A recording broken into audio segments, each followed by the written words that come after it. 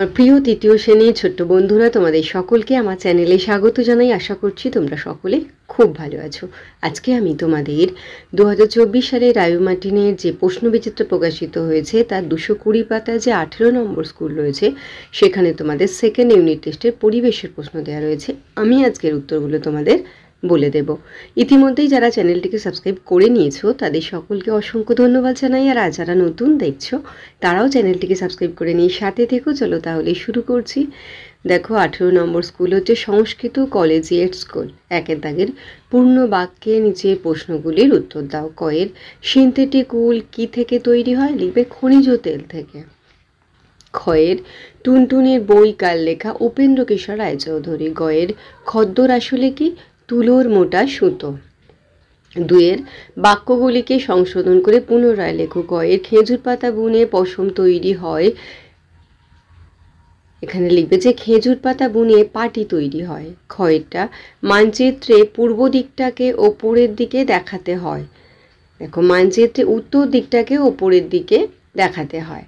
গয়ের পাহাড়ি দেশে কাঠ দিয়ে ইটের কাজ সারে। পাহাড়ি দেশে পাথর দিয়ে ইটের কাজ সারে। ঘয়ের যেখানে বেশি ভূমিকম্প হয় সেখানে সিমেন্টের বাড়ি করলে সুবিধা হয়।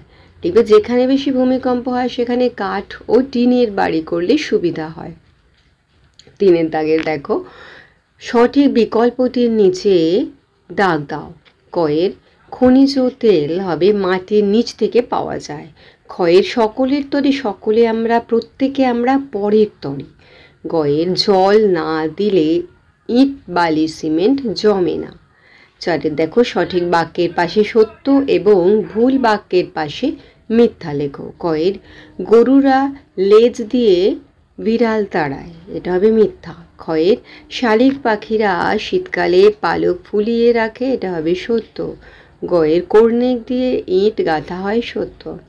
পাঁচের শূন্যস্থানগুলি সঠিকভাবে পূরণ করো। কয়ের মৌমাছিরা থাকার জন্য চাক তৈরি করে। ক্ষয়ের আগেকার মানুষেরা পশুদের চামড়া জুড়ে তাঁবু তৈরি করত। গয়ের মাটির কলসিতে গরমকালে জল খুব ঠান্ডা থাকে। ঘয়ের কয়লা তুলে কয়লার খাত বালি দিয়ে ভালো করে বুঝিয়ে দিতে হয়। তাহলে আমার প্রিয় তৃতীয় শ্রেণীর ছোট্ট বন্ধুরা, আজকে তোমাদের আমি 2024 সালে রায়ু মার্টিনে যে প্রশ্নবিচিত্র প্রকাশিত হয়েছে তার 220 পাতায় যে 18 নম্বর স্কুল রয়েছে সেখানে তোমাদের সেকেন্ড ইউনিট টেস্টের পরিবেশের প্রশ্ন দেওয়া রয়েছে। আমি তার উত্তরগুলো দেখিয়ে দিলাম। আশা করছি সকলেই বুঝতে পেরেছো। ভিডিওটি দেখার জন্য তোমাদের সকলকে অসংখ্য ধন্যবাদ জানাই। ভালো লাগলে লাইক করো, কমেন্ট করো, বন্ধুদের মধ্যে শেয়ার করো। আর আগামী দিনে নতুন নতুন ক্লাসগুলো পাওয়ার জন্য অবশ্যই চ্যানেলটিকে সাবস্ক্রাইব করে নিয়ে সাথে থেকো। আর তোমরা সকলে খুব ভালো থেকো।